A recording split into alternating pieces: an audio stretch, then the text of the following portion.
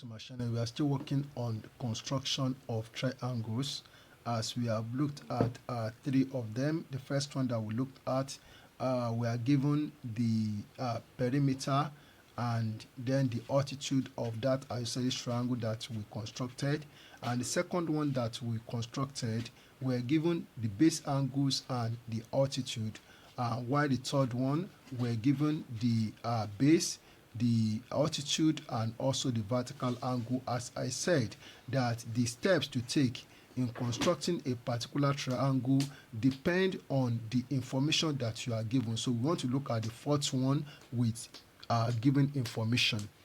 Now let me read the question so that we know what we are given and the steps we have to take in making the triangle. The question says construct a triangle with a perimeter measuring 160 millimeters and sides in the ratio 3:5:6. I will take it again.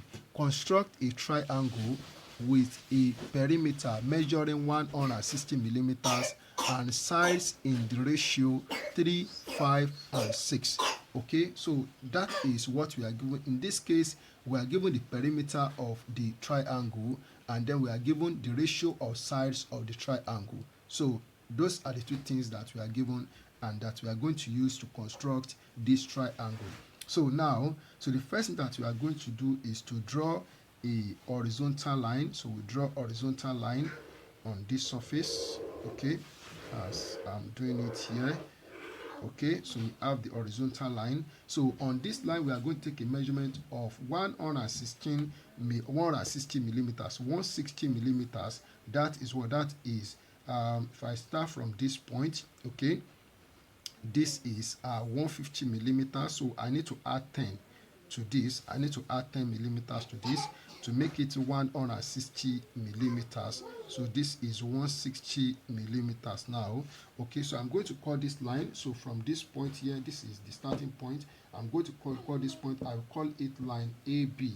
So this is line AB here. Okay, so we have this line AB. So perimeter of the triangle 160 millimeters. So now we are going to divide this line into the given ratio of sides, 3:5:6. So when we sum that together, 3 plus 5 will give us 8, and 8 plus 6, that is 14. So we are going to divide this line into 14 equal per bit. What we are doing actually is that we are dividing this line AB, which is the perimeter of the triangle, into 3:5:6, that is into a given proportion. So let's see how that can be done. So we are going to draw a line. Okay, so we draw a line from this point A in this direction. So let me call this line, let me call it line AC. So this is line AC here. So here we have line AC. So on this line, I'm going to make 14 equal points on this line, 14 equal points on this line. So I'll make use of 10 millimeters each. So that is my decision. So 10 millimeters each. So this is 10 millimeters. Oh, this is another 10 millimeters. That is 4. Here we have 5. This is 6 and 7. So we have 8. So this is 9. This is 10. Then we have 11. This is 12. This is 13. And this is 14. Okay, we have this. So we are going to number this. So we number each of these points. So this is point 1. This is 2. So this is 3. Okay, so this is 4. Here is 5. This is 6, 7, 8. Okay, so this is 8. So here is 9. This is 10, 11, 12. This is 13, and here is 14. Okay, so the last one, we are going to join it with the end of the line. We join the last one with the end of the line. So join the 14th one with the end of the line, which is point B with point B. So join it with the end of the line, that is point B, as I've done it here. So the next thing that we are going to do, is that we are going to set a set square on this line. Okay, on this line. Okay, on this line that we have joined to point B from the last point, that is the 14th point on line AC. Okay, so now the last number among the given proportion or the ratio of sides is 6. Okay, so we are going to count 6 forward without counting this one. Okay, without counting the 14th one. So let's count 1, 2, 3, 4, 5, 6. That is on 8. So on 8. Okay, let's take note of that.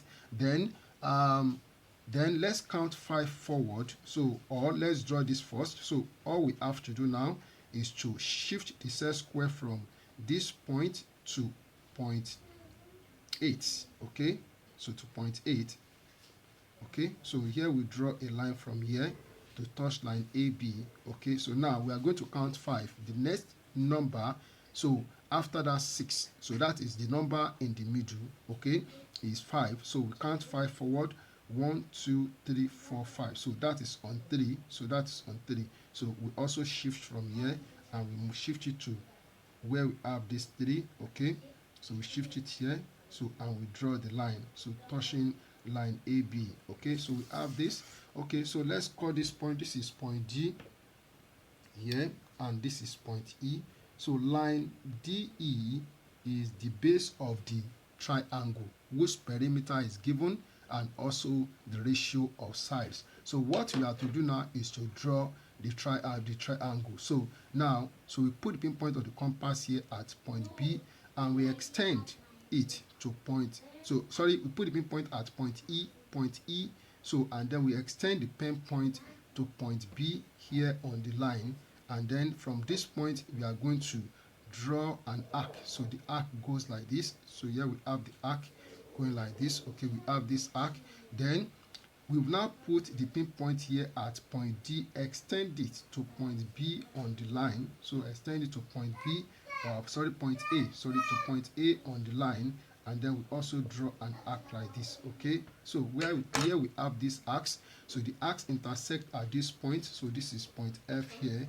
Okay, so we have this. So the next thing that we are going to do is to join point D and F and point E and F together. So it goes like this.